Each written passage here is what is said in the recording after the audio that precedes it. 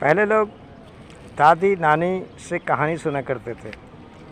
इसी तरह से मैंने भी ये कहानी सुनी है, दादी नानी की कहानियाँ।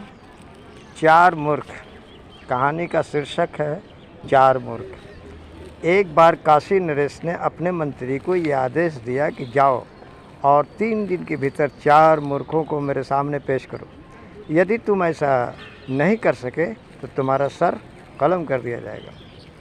मंत्री सुनकर सोच पड़ गया, लेकिन मरता क्या नहीं करता। उसने कहा, ठीक है राजा साहब, मैं वैसा ही करूँगा जैसा आप चाहते हैं।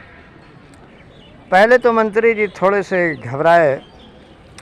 कुछ मील चलने के बाद उसने एक आदमी को देखा जो गधे पर सवार था और सिर पर एक बड़ी सी गठरी उठाए हुए था। मंत्री को पहला मूर्ख मिल चुका था। मंत्री ने चैन की सांस ली कि चलो अच्छा हुआ, पहला मूर्ख मेरे को मिल गया।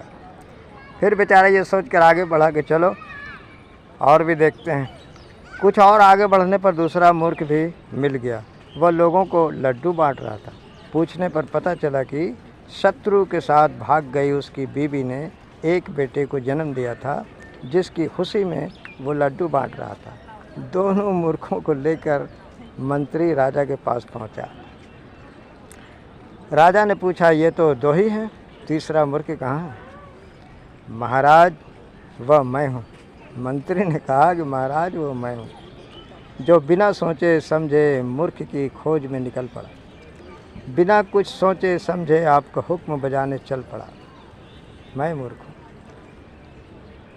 और चौथा मूर्ख? महाराज ने उससे पूछा कि और चौथा मूर्ख कहाँ है?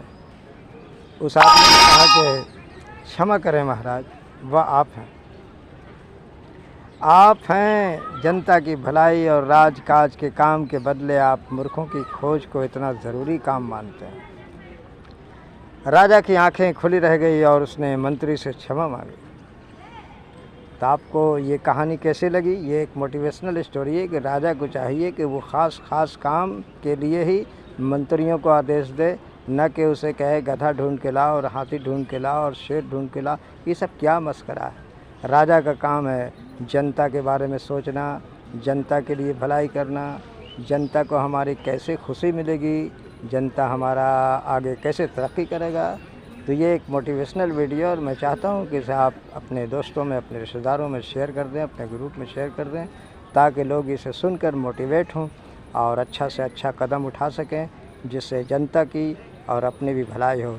तो इसी के साथ ये टॉपिक, आज का ये स्टोरी ख़त्म होता है। फिर मिलेंगे मैं किसी नए टॉपिक के साथ, किसी नई कहानी के साथ, वो भी मोटिवेशनल होगा, जिससे आपको कुछ सीखने को मिलेगा। धन्यवाद। Thanks for watching.